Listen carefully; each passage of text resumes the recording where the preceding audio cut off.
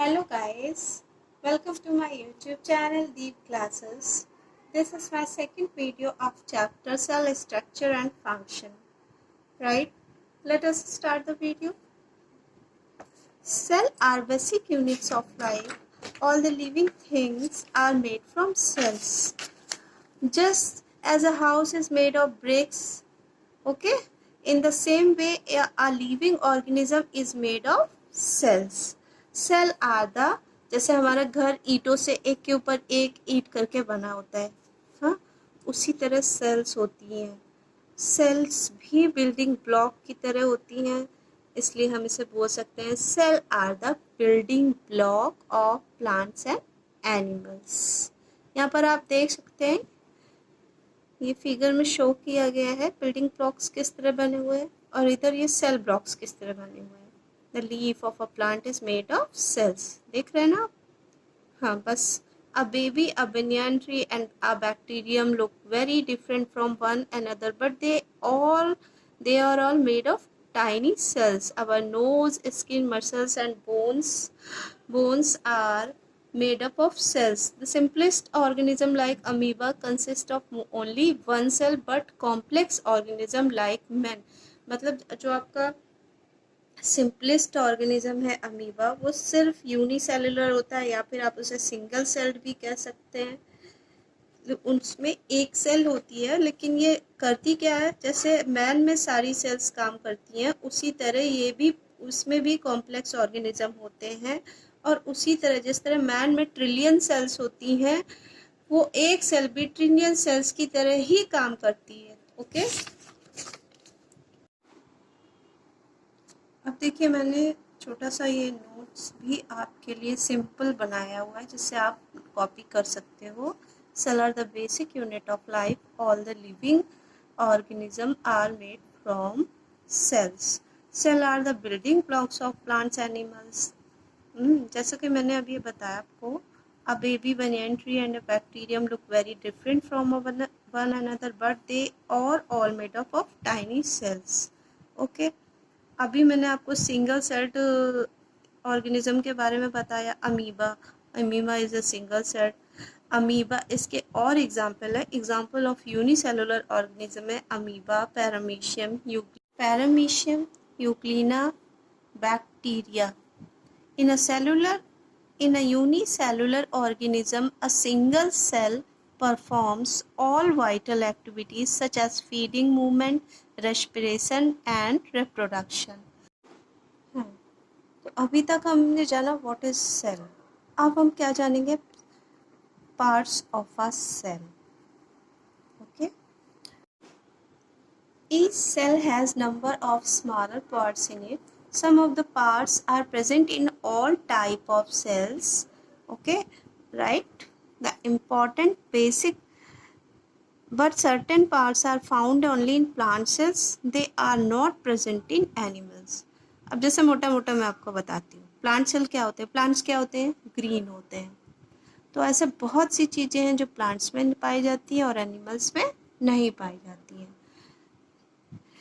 The important basic parts of cell are cell membrane और plasma membrane. Cell membrane को ही plasma membrane बोलते हैं, right? Cytoplasm, nucleus and mitochondria. Mitochondria को power house of the cell भी कहते हैं. Nucleus, cytoplasm, cell membrane. The parts which are present only in plant cell are, जो parts मैं बताने जा रही हूँ आपको, जो parts सिर्फ और सिर्फ plant cell में होते हैं. ध्यान से सुनिएगा. Cell wall, chloroplast. Chloroplast plant cell में होगा क्योंकि प्लांट्स जो होते हैं ग्रीन होते हैं. ग्रीन पिगमेंट के कारण, क्लोरोफिल के कारण प्लांट ग्रीन होता है. तो क्लोरोप्लास्ट किस में पाए जाएंगे, नेचुरली प्लांट सेल में पाए जाएंगे. लार्ज वैक्यूल होती हैं जो एनिमल सेल में नहीं होती हैं. We will now describe all these parts of the cell in detail one by one. Let us start with the. हाँ बच्चों, मैंने आपके लिए नोट्स भी बनाए. The important basic part of the cells are cell membrane, cytoplasm, nucleus and mitochondria. The part of which are present only in plant cells are cell membrane, cell wall, chloroplast and large vacuole. Cell membrane. Every cell is covered by a thin sheet of skin which is called cell membrane. The cytoplasm, अभी मैं आपको general diagram भी दिखाऊंगी. Cytoplasm and nucleus are enclosed with the cell membrane. Enclosed रहते हैं cytoplasm और nucleus cell membrane में. In other words, cell membrane encloses the living parts of the cell called protoplasm. Right? The cell membrane protects the cell and also gives shape to the cell. Cell membrane shape भी देगी और cell को protect भी करती है. The cell membrane has tiny pores in it. Then the cell membrane contains the movement of substance into the cell, out and out of the cell. The dissolved substance such as food, glucose and oxygen can enter into the cell, whereas the waste products such as carbon dioxide can go out from the cell through the pores of the cell membrane. The cell membrane separates the cells from one another and also from the surrounding medium. The cell membrane is a living part of the cell. हाँ जी, तो मैंने छोटा सा notes आपके लिए ये बनाया cell membrane का. Every cell is covered by a thin sheet of skin which is called cell membrane or plasma membrane. The cell membrane और plasma membrane में आपको बिल्कुल भी कंफ्यूज नहीं होना. सेल मेम्ब्रेन को ही plasma membrane बोलते हैं. The cell membrane controls the movement of substance into the cell and out of the cell. तो अभी मैंने इसको आपको इतना डिस्क्राइब किया और ये भी बताया ये ग्लूकोज और ऑक्सीजन को एंटर करती है और वेस्ट प्रोडक्ट कार्बन डाइऑक्साइड को cell through the pores out करती है. Now we will explain you cytoplasm. Now I will explain you cytoplasm. Right? Cytoplasm is a transparent jelly-like material which fills the cell between nucleus and cell membrane. मतलब ये एक jelly like substance होता है जो nucleus के अंदर भी होता है और सेल मेम्ब्रेन के अंदर भी होता है. Cytoplasm is a kind of chemical factory of the cell. New substance are built from material taken into the cell and energy is released and stored. In fact, most of the chemical reaction which keeps the cell alive take place in the cytoplasm. जो भी chemical reaction हमारी body का होती हैं वो किसके अंदर होती हैं? साइटोप्लाज्म के अंदर होती हैं. Cytoplasm of a cell has many tiny structure. अब मैं आपको साइटोप्लाज्म के बहुत इंपॉर्टेंट चीज़ें बताने जा रही हूँ. The various structure present in the cytoplasm of a cell are called cell organelles. Right? The most prominent organelle in the cytoplasm species organ जो कौन सा होता है? न्यूक्लियस होता है. In addition to nucleus, cytoplasm of all cell contains other organelles जैसे mitochondria, Golgi body, ribosomes. The cytoplasm plant cell also contain chloroplast. The cytoplasm and nucleus taken together make up the protoplasm. Right? Now I will explain you about nucleus. Nucleus is a large spherical organs present in all the cells. सभी cells में nucleus होता है, चाहे वो plant cells हो चाहे animal cells हो. In animal cells, nucleus lies in the center cell, wherein plant cell nucleus may be on the periphery. मैं आपको दिखा देती हूँ. ये देखिए मैंने एक जनरल डायग्राम, और डायग्राम से तो आप कभी घबराइएगा मत, क्योंकि डायग्राम सिर्फ आपको शो करने के लिए होते हैं, कोई रियल डायग्राम नहीं बनाने होते हैं आप, इसलिए बिल्कुल भी मत डरिए डायग्राम बनाने से. ये देखिए कितना सिंपल डायग्राम है. The general diagram of an animal cell. देखिए ये एनिमल सेल का है, इसमें न्यूक्लियस कहाँ है, सेंटर पे है। इसके अंदर क्या फिल है, ये फिल है साइटोप्लाज्म। ये रहा न्यूक्लियस। ये आपके सेल ऑर्गेनेल्स और भी हैं जो साइटोप्लाज्म के अंदर आपको दिखाई दे रहे हैं। This is mitochondria. ओके, ये एनिमल के अंदर छोटी छोटी वैक्यूल्स हैं और ये न्यूक्लियस के अंदर क्रोमेटिन फाइबर्स फॉर्म जो क्रोमोसोम्स बनाते हैं। ये आपकी बाहर आपको मैंने दिखाया सेल मेम्ब्रेन और प्लाज्मा मेम्ब्रेन। न्यूक्लियस को कवर किया है ये न्यूक्लियस मेम्ब्रेन। तो आपने देखा कितना सिंपल फिगर है, बिल्कुल आपको सिर्फ लेबलिंग करनी है और जनरल डायग्राम देना है क्लास 8th में। रियल डायग्राम आपके क्लास 9th में आएंगे। ओके, ये आपका जनरल डायग्राम है ऑफ प्लांट सेल। देखिए ये रहा, इसमें देखिए आपके इसमें न्यूक्लियस कहाँ पर है, पेरीफेरी के पास है प्लांट सेल में, और ये आपका इसमें न्यूक्लियस सेंटर में है। कहाँ पर है, इसमें एनिमल में सेंटर में है। अब आप देखिए इसमें डायग्राम में डिफरेंस देखिए, चेक करिए आप डिफरेंस ये है, इसमें ये वैक्यूल कैसी है, लार्ज वैक्यूल है, ये लार्ज वैक्यूल्स है। ओके, और ये माइटोकॉन्ड्रिया है, ये क्लोरोप्लास्ट है, ये पेरीफेरी के पास न्यूक्लियस है, ये सेल वॉल सेल मेम्ब्रेन है प्लांट सेल में। आपको एक मेजर डिफरेंस मैं आपको बताती हूँ कि देखिए आप इसमें सेल वॉल नहीं पाई जाती है, इसमें सेल वॉल नहीं होती है एनिमल सेल में, आप देख सकते हो, और इधर मैंने इसमें सेल वॉल बनाई हुई है। ये मेजर डिफरेंस है। हाँ, जो आपको याद रखना पड़ेगा। न्यूक्लियर मेम्ब्रेन साइटोप्लाज्म भरा हुआ है, ये आपके बहुत सारे इसमें क्लोरोप्लास्ट हैं, क्योंकि प्लांट सेल है तो प्लांट सेल ग्रीन होती है तो उसमें क्लोरोप्लास्ट ऑब्वियसली भरे होंगे। तो nucleus is the largest organelle in a cell, मतलब न्यूक्लियस जो है हमारी सेल का सबसे लार्जेस्ट पार्ट है। न्यूक्लियस कैन स्टेन, जब डाई करके हम देखते हैं माइक्रोस्कोप में रखकर तो इसे ईजिली आप देख सकते हो, ये आपको नज़र आएगा। Nucleus is separated from the, ये आपको लैब में आपके स्कूल में माइक्रोस्कोप के नीचे दिखाया जाएगा। मैम जब आपको प्रैक्टिकल करने को देंगी तब ये आपको मैंने देखा हुआ है, ये बहुत ईजिली नज़र आता है। Nucleus is separated from the cytoplasm by a membrane called nucleus membrane. जिसे मैंने आपको डायग्राम में दिखाया था, इधर शो किया था, ये देखिए ये मेम्ब्रेन होती है, इसे न्यूक्लियर मेम्ब्रेन कहते हैं। और ये साइटोप्लाज्म है, साइटोप्लाज्म और न्यूक्लियर मेम्ब्रेन न्यूक्लियस को सेपरेट कर रही हैं, दिखा रही हैं, आप देख रहे हो। Yes, nucleus control all the activities of the cell.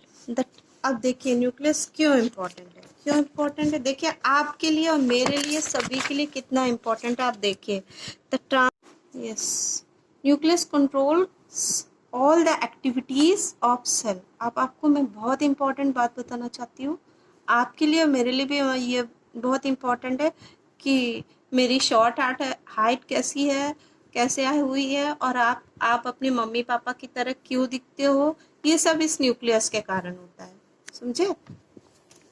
Transmission, the transmission of characteristics from the parents to the offspring is called inheritance।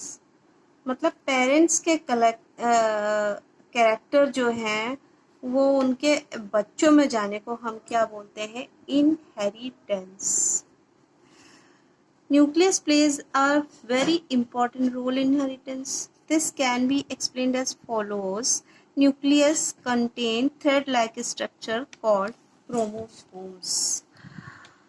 Chromosomes contain genes. आप इधर न्यूक्लियस को ये देख सकते हैं, मैं दिखाती हूँ आपको, ये देखिए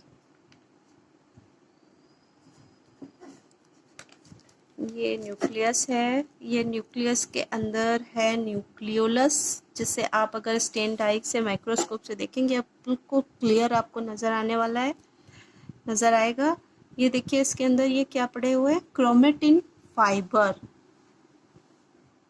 ध्यान से देखिए, ये है न्यूक्लियर प्लाज्म, इसके अंदर भरा हुआ जेली लाइक सब्सटेंस उसको बोलेंगे, जो न्यूक्लियस के अंदर पड़ा है वो न्यूक्लियोप्लाज्म, जो सेल के अंदर पड़ा है वो साइटोप्लाज्म। ओके, तो और ये बाहर से ये न्यूक्लियर मेम्ब्रेन से कवर रहते हैं। ये देख लीजिए, ये पोर है, न्यूक्लियर पोर, जिससे सेल सब्सटेंस इन और आउट इधर से होता है अच्छी तरीके से। ये देख लीजिए, पार्ट्स ऑफ न्यूक्लियस इसके अंदर मैंने आपको अच्छे से डिस्क्राइब कर दिया है। जो अभी जनरल डायग्राम में प्लांट सेल में न्यूक्लियस था, ये वही न्यूक्लियस है बच्चों, और ये हमारी सेल और हमारे पूरे जीवन में बहुत इम्पोर्टेंट रोल करता है। ये जो क्रोमेटिन फाइबर हैं, ये क्रोमोसोम्स हैं, जो जिससे मैं रीड करूँगी। Nucleus contain thread like structure. Nucleus contain three thread-like structure called chromosomes. You can see here, ये thread-like structure है chromosomes के, right? अब ये chromosomes क्या होते हैं मैं बताने वाली हूँ आपको। Chromosomes contain genes. The function of chromosomes is to transfer the characteristic from the parent to the offspring through the genes। तो ये हमारे जीन्स के द्वारा क्रोमोसोम्स हमारे पेरेंट्स के कैरेक्टरिस्टिक्स को ऑफस्प्रिंग यानी कि उनके बच्चों में ले जाते हैं, जिसे क्या कहते हैं inheritance. Nucleus also contain a teeny round structure called nucleolus। मैंने आपको बता दिया था, ये रहा nucleolus. which can be seen under the high magnifying power of a microscope। We will study the function of nuclear in higher classes। Class 9th 10th में हम पढ़ेंगे न्यूक्लियस के फंक्शन के बारे में। Nucleus containing chromosomes and nucleus is bound by a membrane called nuclear membrane. Nuclear membrane मैंने दिखाई आपको, आप डायग्राम में जाके चेक कर सकते हैं। आपको सब न्यूक्लियस के बारे में बच्चों बता चुकी हूँ। तो before we end the discussion on nucleus, it will be good to say a few words about genes. थोड़े से वर्ड्स हम जीन्स के बारे में भी पढ़ लेते हैं, जान लेते हैं। What is this? Gene is a unit of inheritance in living organism which is transferred from a parent to offspring during reproduction and determines some characteristics features of the spring. Thus genes controls the transfer of hereditary characteristics from parents to genes। यही jeans होते हैं, ये वही chromosomes होते हैं जो हमारे parents के कैरेक्टर को हम बच्चों में लाते हैं। It is genes inherited from our parents which are responsible for our various body features. In other words, it is the genes on the chromosomes which decide all sorts of things about us, say the color of our eyes। अगर मतलब जैसे हमारा colour eyes का क्या है, brown है, okay, तो हो सकता है हमारे बच्चे का भी कलर का आइज ब्राउन हो। और द लुक ऑफ किसी की मम्मी के जो हेयर है वो करली है, तो बच्चे के भी हेयर करली हो सकते हैं। पापा के करली हैं तो बच्चे के भी करली हो सकते हैं। The shape of our knows, बच्चों के शेप उनके पेरेंट्स से मिल सकते हैं। नोज के कॉम्प्लेक्शन कलर का भी होता है, कलर इफेक्ट पेरेंट्स जैसा होता है। अवर अपीयरेंस, वो किसके आवर अपीयरेंस, कभी कभी हमारी एक्टिविटीज़ क्या भी होती हैं वो सेम हमारे पेरेंट्स की तरह ही होती हैं। And if our mother has curly hair, मैं बता चुकी हूँ, then we may also inherit curly hair. However, usually the different combination of genes from both the parents, father and mother result in different characteristic in the offspring। Okay बच्चों, हमारे parents के characteristic इसके jeans के कारण होते हैं, जिन्हें क्या कहते हैं, इनहेरिटेंस, हेरिडिटी भी कह सकते हैं। कभी कभी उनकी बीमारियां भी हमें आ जाती है, जो हमारे पेरेंट्स को बीमारी होती है, डिसीजेस, वो हमारे अंदर भी आ जाती है। तो बच्चों ये वीडियो काफ़ी लंबा हो चुका है, सो नेक्स्ट वीडियो में मैं आपको डिस्क्राइब करूँगी सेल के और पार्ट्स को, माइटोकॉन्ड्रिया, सेल वॉल, क्लोरोप्लास्ट, और ये आप नोट्स वगैरह देख सकते हो। ये मैंने डायग्राम भी आपको दिखा दिए हैं, ये देखिए न्यूक्लियस का, ये देखिए बहुत सारे पार्ट्स ऑफ सेल मेम्ब्रेन दिखाई दे रहा है बच्चों।